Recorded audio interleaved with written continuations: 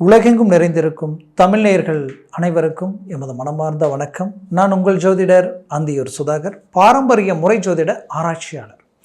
இன்று நாம் காணக்கூடிய தலைப்பு கும்பராசி அன்பர்களுக்கு இந்த வரக்கூடிய 2024 வருடத்தில் கடைசி இந்த 4 மாதங்களில் இருக்கக்கூடிய கிரக அமைப்புகள், அதாவது உங்களுடைய ராசிக்கு 4ஆம் வீட்டில் இருக்கக்கூடிய குரு பகவானும் ப்ளஸ் உங்களுடைய ஜென்மத்தில் இருக்கக்கூடிய சனி பகவானும் 2ஆம் வீட்டில் இருக்கிற ராகுவும் அஷ்டமத்தில் இருக்கக்கூடிய கேதுவும், இவர்களது அமைப்பு உங்களுக்கு இந்த வருடத்தில் இந்த முடிவில் நாம் எடுக்கக்கூடிய முயற்சிகளும் அதனுடைய பலன்களும் நமக்கு கிடைக்கக்கூடிய அற்புதமான வாய்ப்புகளும் எப்படி இருக்குன்றதை நம்ம தெளிவாக விவரமாக நம்ம பார்க்கலாம்.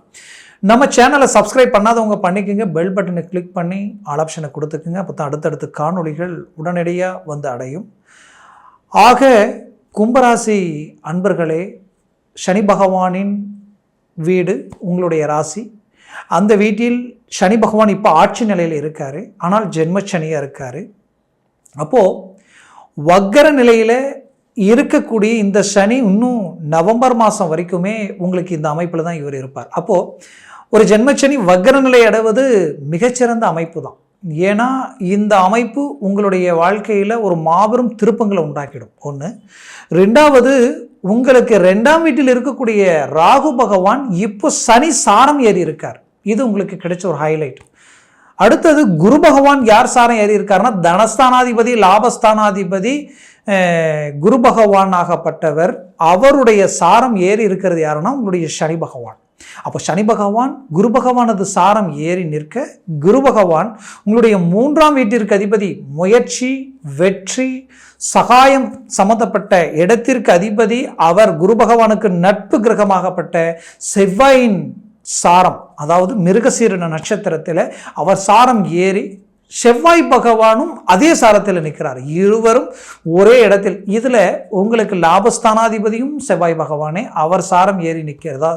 உங்களுக்கு 10ஆம் வீட்டிற்கு அதிபதியும் செவ்வாய் பகவானே, அவர் சாரம் லாபஸ்தானாதிபதி ஏறி இருக்கார். அப்போது இது எல்லாத்தையும் கணக்கெடுத்து பார்த்தீங்கன்னா ஏதோ ஒரு மாபெரும் வளர்ச்சி உங்களை நோக்கி இருக்கு. அதில் எந்த மாற்றமும் இல்லை. ஏன்னா கும்பராசி அன்பர்கள் ஹார்ட் ஒர்க் செய்யக்கூடியவங்க, உழைப்பாளிகள், திறமசாலிகள், மற்றவங்களுக்கு தொந்தரவு கொடுக்கக்கூடாதுன்னு நினைப்பீங்க.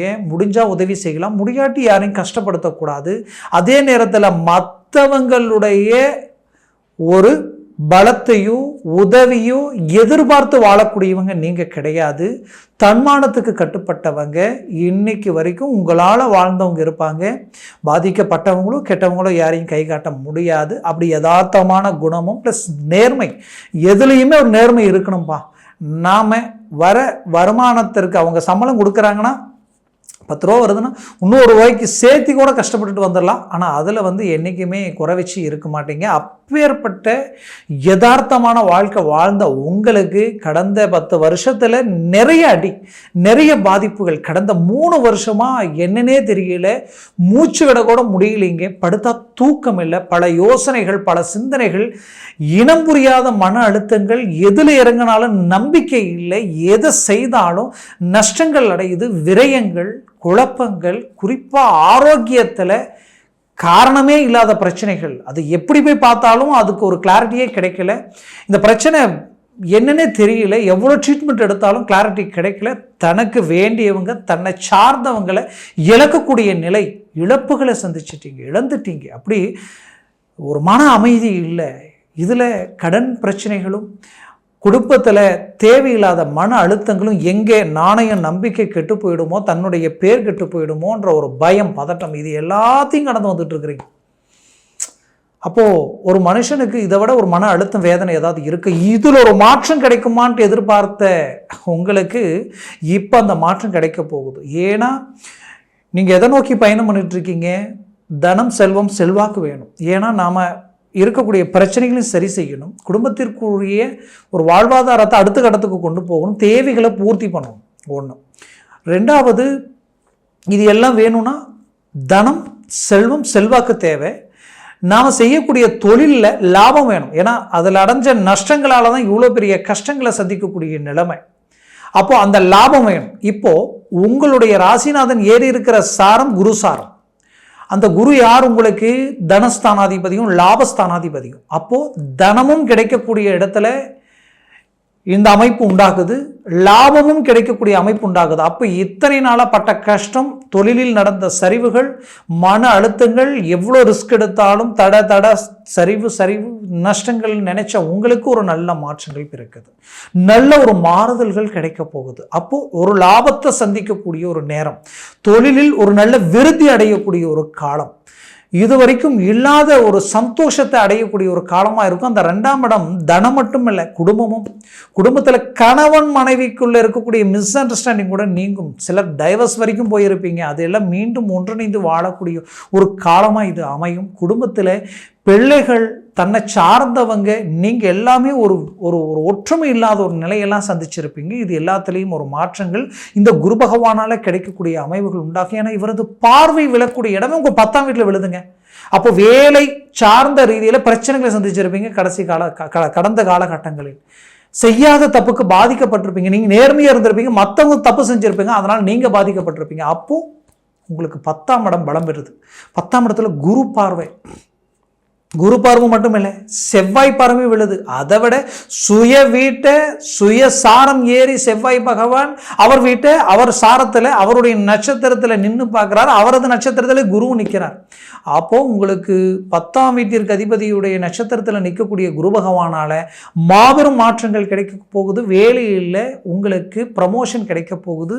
ஒருவேளை நீங்கள் டெம்பரவரியாக வேலை செய்கிறீங்கன்னா பர்மனெண்ட் ஆக போகிறீங்க. வெளிநாடு வாய்ப்புகளுக்கு உண்டான முயற்சிகள் எடுத்து தோல்விகள் அடைஞ்சிட்டிங்கன்னா இப்போ அதற்குண்டான வாய்ப்புகள் உங்களுக்கு கிடைக்க போகுது. இந்த ராகு சனிசாரம் ஏறினதுனால, குரு வீட்டில் நிற்கிறதுனால, எல்லாமே இந்த குரு தொடர்பிலேயே இருக்கிறதுனால, குரு பகவான் அது தொடர்பிலேயே இருக்கிறதுனால கண்டிப்பாக வெளிநாட்டில் இருந்து நிறைய மன அழுத்தங்களை அடைஞ்சிட்டேன்னு நினைக்கிறவங்களுக்கு, நிறைய பிரச்சனைகளை சந்திச்சுட்டேன்னு நினைக்கிறவங்களுக்கு ஒரு மாபெரும் திருப்பங்கள் உண்டாக போகுது. எல்லாத்தையும் சரி செய்ய போகிறீங்க.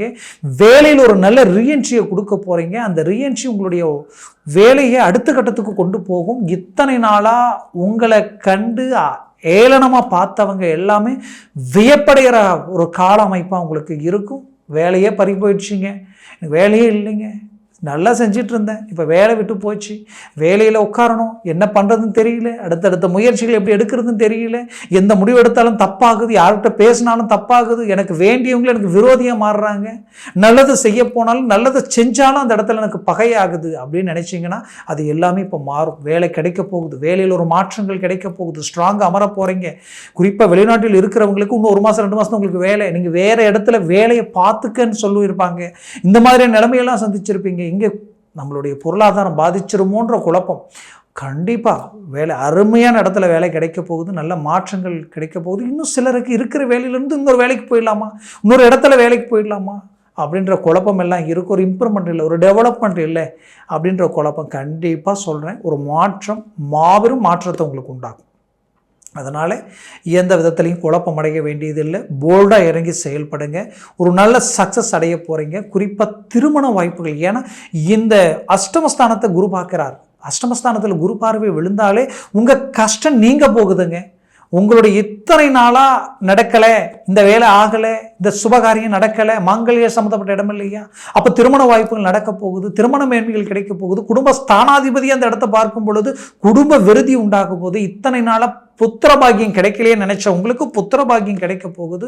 புத்திரர்களால், உங்களுடைய பிள்ளைகளால் அவங்களுடைய ஆரோக்கிய பாதிப்புகள், அவங்களுடைய கல்வி ரீதியில் மேன்மைகள் இல்லைன்னு நினைச்சிங்கன்னா அது எல்லாமே ஒரு மாற்றங்களும் மாறுதலும் கிடைக்கும். ஒரு நல்ல ஒரு மேன்மைகள் கிடைக்கக்கூடிய ஒரு காலம். குறிப்பாக கும்பராசி அன்பர்கள், மாணவ மாணவிகளுக்கு கல்வி ரீதியில் ஒரு நல்ல மாற்றங்கள் கிடைக்கும். நல்ல ஒரு இம்ப்ரூவ்மெண்ட் கிடைக்கும். அரசு உத்தியோகம் சார்ந்த பரீட்சை எழுதலாம், என்ட்ரன்ஸ் எக்ஸாம் எழுதலாம்ன்ற முயற்சிகள் எல்லாமே கைகூடி வரும். குறிப்பாக வெளிநாடு போகக்கூடிய முயற்சிகள், வெளிநாடு போய் படிக்கலாம், பட்ட படிப்பு படிக்கலாம், இந்த முயற்சிகள் எடுக்கலாம்னு நினைக்கிறவங்களுக்கு ஒரு நல்ல ஒரு ரீஎன்ட்ரி கிடைக்கும். ஒரு எக்ஸாமில் ஒரு நல்ல வாய்ப்புகள் கிடைக்கும், ஒரு நல்ல மேன்மைகள் கிடைக்கும். ஏற்கனவே மிஸ் ஆகிடுச்சுன்னு நினச்சவங்களுக்கு இந்த அமைப்புகள் எல்லாமே உண்டாகும். ஆக மொத்தத்தில் ஆரோக்கியத்தில் இருக்கக்கூடிய பாதிப்புகள் கூட நீங்கும். இத்தனை நாளாக ஏதோ ஒரு விதத்தில் எடுக்கிற முயற்சி, அதாவது ஒவ்வொரு வேலையும் தடையாகுதுன்னு நினச்சிங்கன்னா தயவு செய்து அதை நினச்சி இப்போ எதுவும் முயற்சி எடுக்காமல் இருக்க வேண்டாம். எடுங்க, சக்ஸஸ் கிடைக்குது, ஒரு நல்ல மாற்றம் கிடைக்குது, ஒரு நல்ல ஒரு மேன்மையை அடைய போகிறீங்க. உங்களை சுற்றி உங்களுக்கு வேலையிலையும் சரி தொழிலும் சரி உங்கள் வரவு செலவு ரீதியிலையும் சரி ரொம்ப நாளாக இடைஞ்சல் கொடுத்துக்கிட்டே இருப்பாங்க. அவங்க எல்லாமே அப்படியே ஆட்டோமேட்டிக்காக ஆஃப் ஆகிடுவாங்க. அந்த அளவுக்கு ஒரு மாற்றங்கள் உங்களுக்கு கிடைக்க போகுது. குடும்ப ரீதியில் உங்கள் குடும்பமே உங்களுக்கு ஒத்துழைப்பு கொடுக்கும். அதுவும் குறிப்பாக கும்பராசியில் பிறந்த பெண்களும் சரி ஆண்களும் சரி சில கடந்த காலகட்டங்களில் சில நம்பிக்கை துரோகங்களை அடைஞ்சிருப்பீங்க. அதில் எல்லாத்துலேயும் ஒரு கிளாரிட்டி கிடைச்சி ஒரு நல்ல அடுத்த கட்டத்துக்கு நீங்கள் சாதிக்கக்கூடிய இடத்துல நிற்பீங்க. அந்த அமைப்பு இந்த இடத்துல உங்களுக்கு உருவாகும். கேட்ட இடத்துல லோன் கிடைக்கும். கேட்ட இடத்துல பண வருவாய் உண்டாகும். இது எல்லாமே உங்களுக்கு உண்டாகும். புதுசாக தொழில் தொடங்கக்கூடிய வாய்ப்புகள் உண்டாகும். இது எல்லாமே உங்களுக்கு கைக்குடிக்கு வரக்கூடிய ஒரு காலமாக இது உங்களுக்கு உண்டாகும். அது மட்டுமல்ல, உங்களது வாழ்க்கையில் நீங்கள் வீடு கட்டக்கூடிய அமைவுகள் உண்டாகும். ஏன்னா இது 4ஆம் வீட்டில் தான் இந்த அமைவு உண்டாகுது. வீடு கட்டக்கூடிய யோகம், பூமி வாங்கக்கூடிய யோகம், இதை சார்ந்த டாக்குமெண்ட் பிரச்சனைகள் எதாக இருந்தாலும் அது சரி செய்யக்கூடிய ஒரு காலம். மொத்தத்தில் தாய் வழி உறவு முறைகள் உங்களுக்கு நல்ல கை கொடுக்கும். தாய் வழி சொத்துக்கள் ரீதியில் இருக்கக்கூடிய மேன்மைகள் கிடைக்கும். பாக்கிய சம்பந்தப்பட்ட இடம் பலம் பெறதுனால அப்பா வழி உறவு முறையில் ஒரு நல்ல மாற்றங்கள் பிறக்கும். அவருடைய ஆரோக்கிய மேன்மைகள் கிடைக்கும். மொத்தத்தில் இந்த கால அமைப்புகள் எல்லாமே உங்களுக்கு கைகூடி வரக்கூடிய காலமாக இருக்கும். முயற்சி செய்தால் 100% மாற்றங்களும் உங்களுக்கு மாறுதலும் உண்டாகும். ஆக இதுவரைக்கும் நான் சொன்ன இந்த பலன்கள் எல்லாமே கோச்சார ரீதியினுடைய அடிப்படையில் சொல்லியிருக்கிறேன். உங்கள் ஜனன ஜாதகத்தில் திசாபுத்திகளும் சர்வாஷ்ட வர்க்கத்தில் இந்த கிரகங்கள் எத்தனை பரல்கள் பெற்றிருக்கின்றது பொறுத்து தான் இந்த அமைவுகள் இருக்கும். அதனால் ஒருவேளை ஒரு 3 பரல்களுக்கு மேலே 4, 5, 6, 7 இருந்துட்டா இது மாபெரும் அதிர்ஷ்டம், ராஜயோகம், திடீர் ஜாக்பாட் அடித்த மாதிரி. அதுவே 3க்கு கீழே வந்துட்டால் நெகட்டிவ் ஆகிடும். அதனால் ஜனன ஜாதகத்தை பார்த்து ஒரு முடிவெடுங்க. அது ஆகச்சிறந்ததாக இருக்கும். பார்க்கணும்னு நினச்சிங்கன்னா கீழே இருக்கக்கூடிய கான்டாக்ட் நம்பருக்கு கால் பண்ணி முன்பதிவு செய்து வாட்ஸ்அப் மூலமாக உங்கள் ஜாதகத்தை அனுப்பி தெளிவாக விவரமாக கேட்டு தெரிஞ்சுக்கிங்க. அதை சார்ந்த முயற்சிகள் எடுங்க, சக்ஸஸ்ஃபுல்லாக இருக்கும். ஆக உங்களது வாழ்க்கை வளமாக அமைந்திட எமது மனமார்ந்த வாழ்த்துக்கள். நன்றி, வணக்கம். மீண்டும் சந்திக்கலாம்.